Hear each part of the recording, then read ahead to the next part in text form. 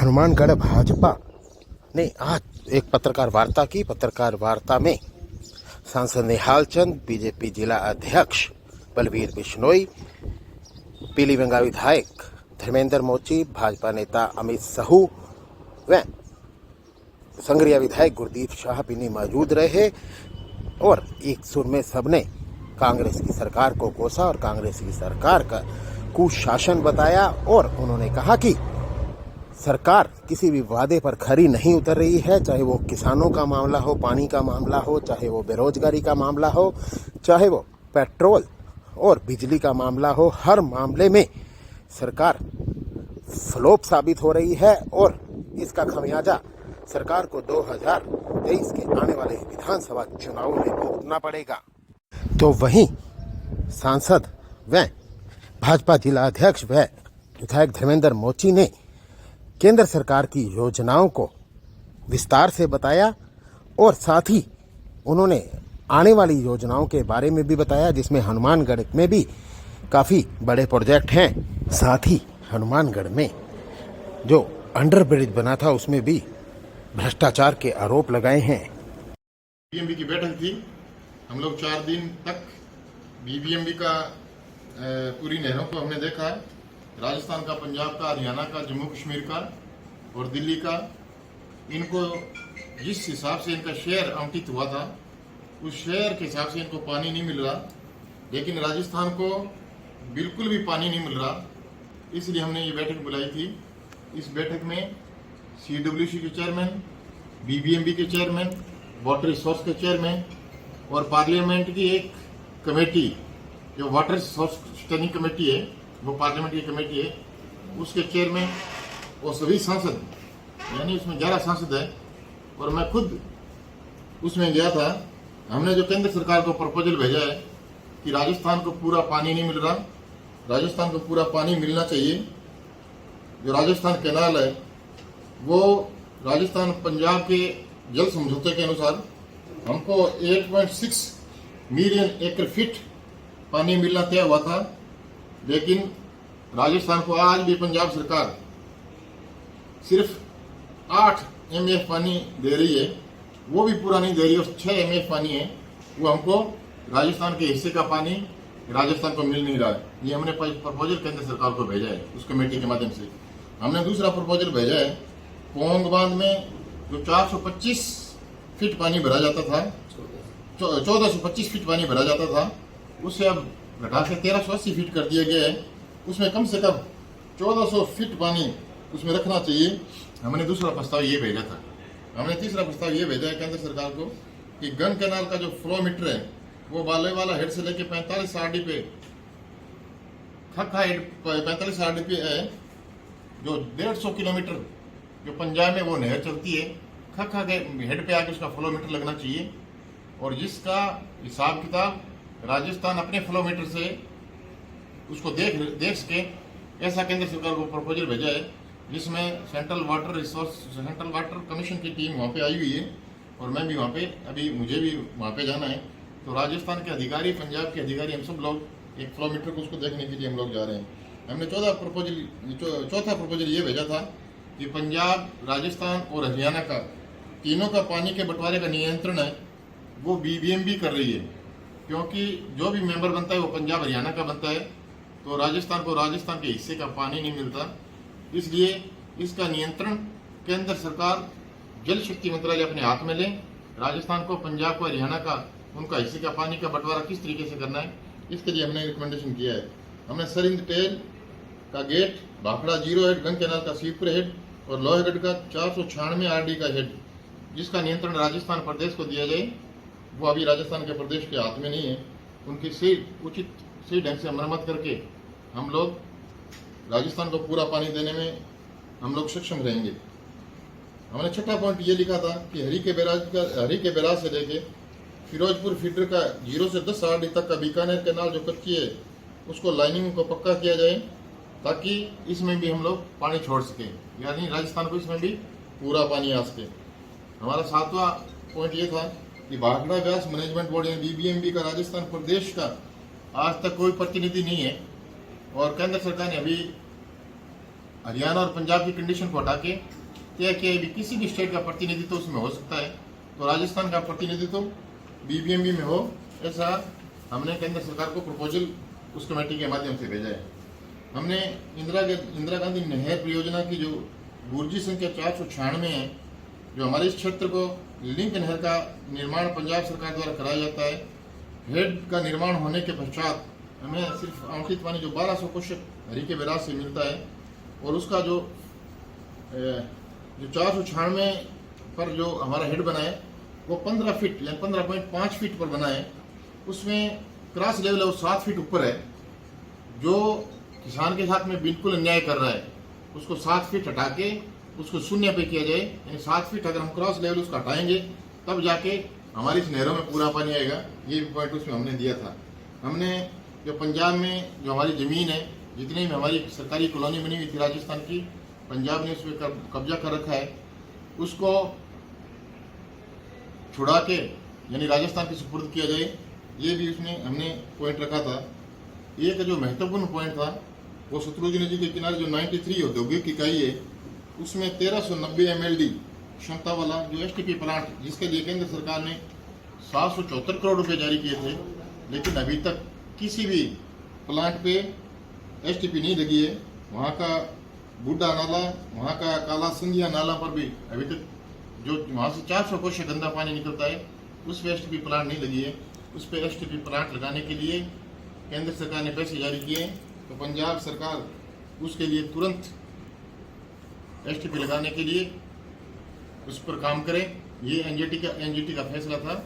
और इसके अलावा हमारे जो क्षेत्र में केंद्र सरकार का जो अभी हमने करीबन यहाँ पे 170 के करीब 25 लाख रुपए के प्रत्येक जो शेड्यूल कास्ट शेड्यूल ट्राइब्स की आबादी है उसमें 25 लाख रुपए का एक अम्बेडकर भवन उत्सव हम लोग बना रहे हैं, जिसका पैसा केंद्र सरकार सीधा ही ग्राम पंचायत को देगी 15 फाइनेंस कमीशन के अंदर योजना में।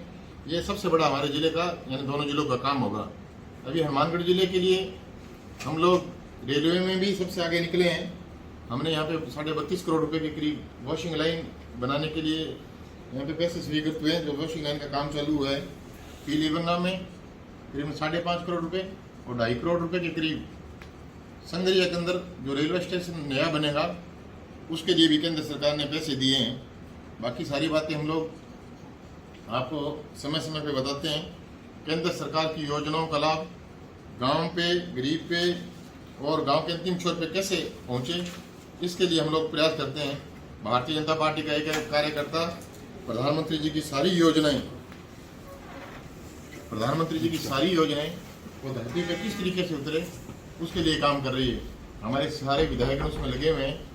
हमें चाहे वो किसान सम्मान निधि हो, चाहे वो प्रधानमंत्री आवास योजना हो, चाहे वो केंद्र सरकार की उज्ज्वला योजना हो, चाहे केंद्र सरकार की कोई भी योजना हो, अभी हमने 350 करोड़ रुपए के करीब हमने एक रिवाइवल फंड जो केंद्र सरकार का जो बिजली के लिए हमने दिया है कि कोई भी घर बिजली से नहीं बचे, ऐसी व्यवस्था केंद्र सरकार ने की है। और मैं समझता हूँ कि सबसे ज़्यादा जो इस क्षेत्र में हमारे जो सीमावर्ती जिला दोनों जिले इसमें केंद्र सरकार ने जल जीवन मिशन की एक शुरुआत की, और जल जीवन यानी JGM में केंद्र सरकार ने सारा पैसा देकर एक बहुत बड़ा इस क्षेत्र में हर घर तक नल पहुंचे ऐसी व्यवस्था सरकार ने की है। अभी जिस जिले में हम लोग बैठे हैं पहली बार यहाँ पे मेडिकल कॉलेज बना है, 325 करोड़ रुपए के करीब केंद्र सरकार ने जारी किए हैं। सेकेंड फेज में हम लोग इस मेडिकल कॉलेज के यहाँ पे नर्सिंग कॉलेज खोलने के लिए केंद्र सरकार को प्रपोजल भेजा है, जिसमें 10 करोड़ रुपए की राशि केंद्र सरकार अपने खजाने से इस मेडिकल कॉलेज के लिए लगाने के लिए देगी। वो सेकंड फेज में उसको एक काम कंप्लीट है। तो मैं समझता हूँ कि केंद्र सरकार के मामले में हम लोग कहीं भी पीछे नहीं हैं। केंद्र सरकार की योजनाओं में हम सबसे आगे निकले हैं, लेकिन वर्तमान में 4.5 साल के कांग्रेस पार्टी का कुशासन, कांग्रेस पार्टी का जंगल राज जिस तरीके से राजस्थान में अत्याचार कर रहा है, राजस्थान को विनाश के पथ पे ले जाने का काम किया है, उसको बचाने के लिए भारतीय जनता पार्टी का एक कार्यकर्ता आज ग्रामीण क्षेत्र में खड़ा है, और आने वाले समय में भारतीय जनता पार्टी का एक कार्यकर्ता कांग्रेस पार्टी को जवाब देने के लिए तैयार है।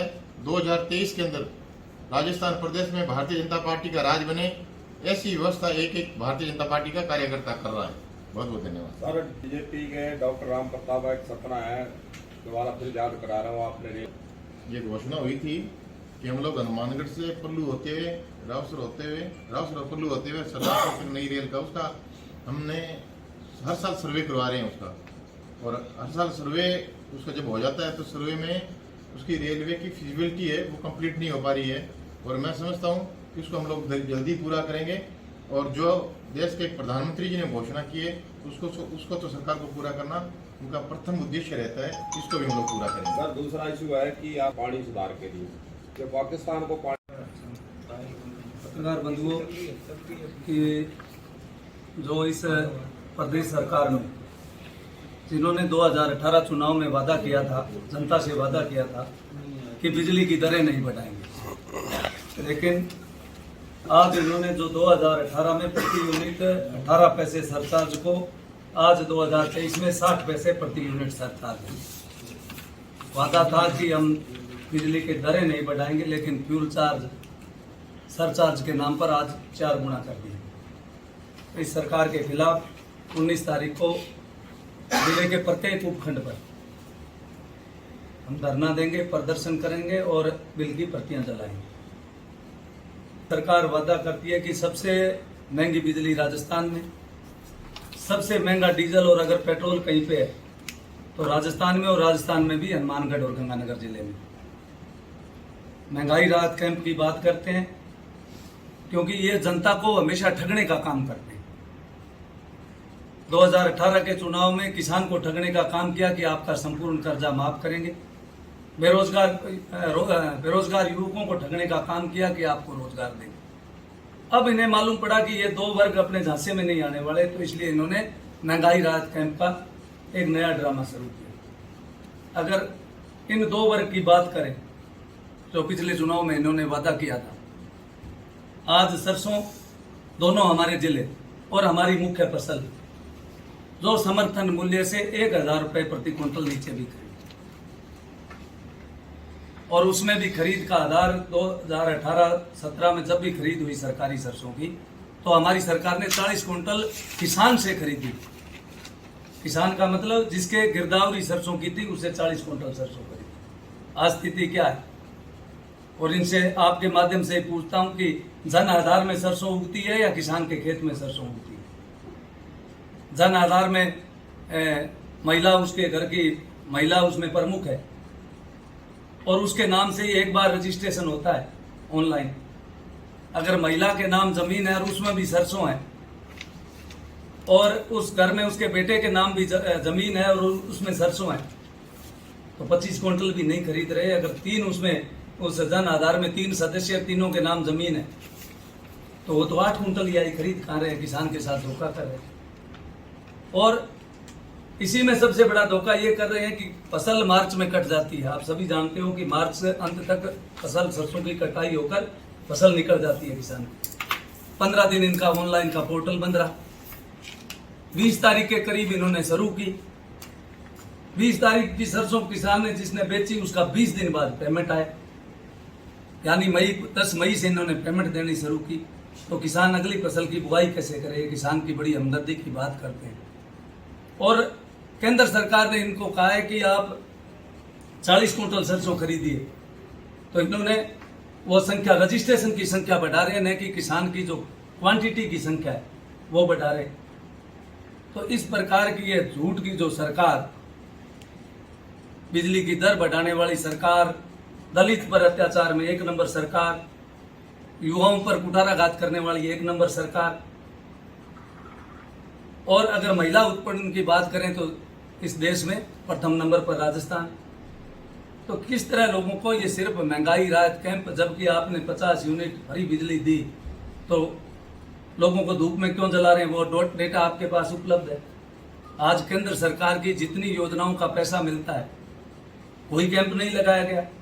ई मित्र के माध्यम से जिन जिनका रजिस्ट्रेशन हुआ, चाहे 2000 किसान सम्मान निधि की बात करें, पैसा किसानों के सीधे खाते में आया, कोई कैंप लगाने की जरूरत नहीं थी।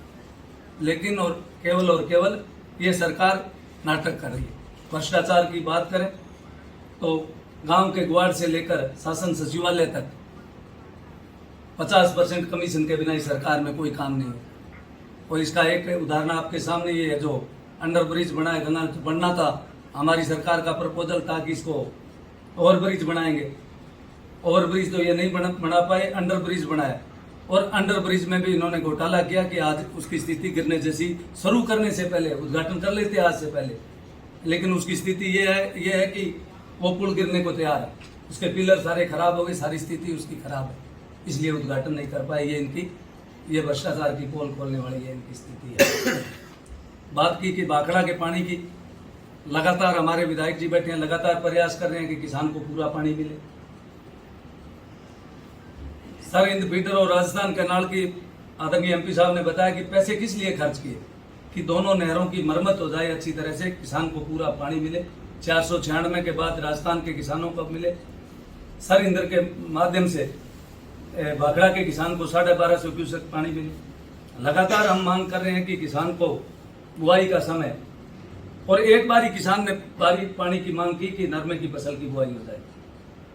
आज क्या क्या ये नाटक कर रहे हैं, कभी कह रहे हैं शासन सचिव बात करेंगे। आम आदमी पार्टी पंजाब में बैठी, राजस्थान में कांग्रेस की सरकार बैठी, पंजाब को पानी देना है, राजस्थान की सरकार को लेना है, लेकिन किसानों को ये प्रताड़ित करने वाली सरकार, कांग्रेस सरकार कभी किसान हितैषी नहीं होती, ये तो सिर्फ हितैषी होने का नाटक करती है। भाई साहब ने बताया, आदरणीय एमपी साहब ने, कि सोलर में सबसे ज्यादा अगर कहीं स्कोप है सोलर के तो राजस्थान में, और प्रधानमंत्री जी बार बार कहते हैं कि सोलर की जो राजस्थान में स्कोप है, सोलर के स्कोप है, उससे राजस्थान ही नहीं पूरे देश में इस बिजली की आपूर्ति होगी। लेकिन सोलर से 3 रुपए यूनिट खरीद कर उपभोक्ता को 12 रुपए यूनिट। इसी प्रकार इन्होंने कोयले में भयंकर भ्रष्टाचार किया। तो ये भ्रष्ट और इस निकम्मी सरकार के खिलाफ भारतीय जनता पार्टी लगातार जनता के हित में ये आवाज उठाती रहेगी और इस सरकार को उखाड़ फेंकने का काम करेगी। आप सब पत्रकार बंधुओं का, अगर माननीय विधायक जी बैठे कोई बात रखना चाहते हैं तो। कि न उसका समय है, न उसका कोई व्यवस्था की है, और अचानक ही जब से कार्यदल पता करती है तो एलडी कट से सबसे बड़ा नुकसान क्या होता है। एक तो इस गर्मी के अंदर पानी की दिक्कत आ रही है, पानी की सप्लाई नहीं हो रही है। दूसरी बात है दूर दराज एरिया, आप इधर अरदास वाली पल्लू एरिया में जाओ ना, तो वहाँ लोगों की स्थिति देखो तो बड़ी दर्दनाक। सरकार करी काम ये कर रही है, वहाँ लोग पानी के लिए तरस रहे हैं, खेती के लिए ट्यूबवेल की लाइट नहीं मिल रही है। दूसरी बात, यदि कहीं लाइन फॉल्ट आ जाती है तब इनके पास खंभे नहीं है, तार नहीं है, और जो ट्यूबवेलों को कनेक्शन पेंडिंग पड़े हैं वो आज तक वो सूची वही पड़ी है।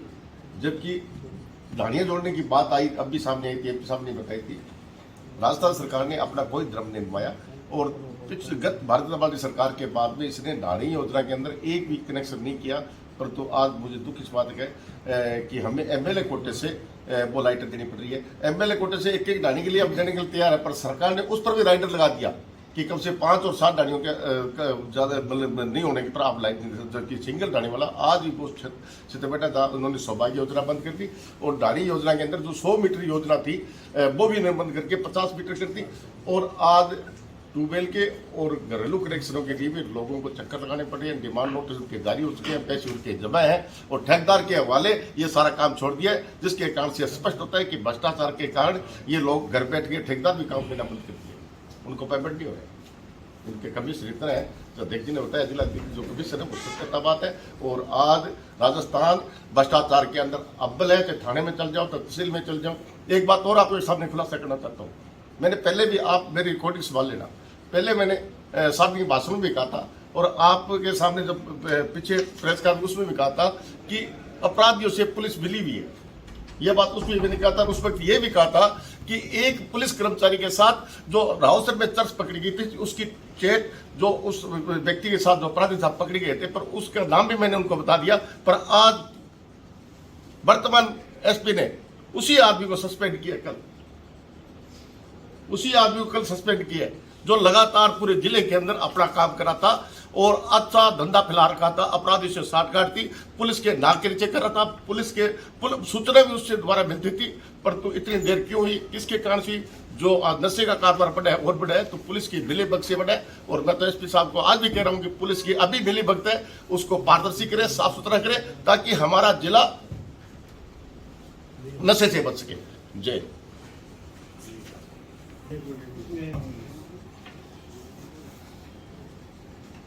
हमने हिरनावाली का प्लेटफॉर्म के लिए 3 करोड़ रुपए और डबली रठान का एक सेकंड प्लेटफॉर्म बनना है, उसके लिए 3 करोड़ 55 लाख रुपए। एक मानकसर में एक प्लेटफॉर्म बनना है, उसके लिए 3 करोड़ 17 लाख रुपए।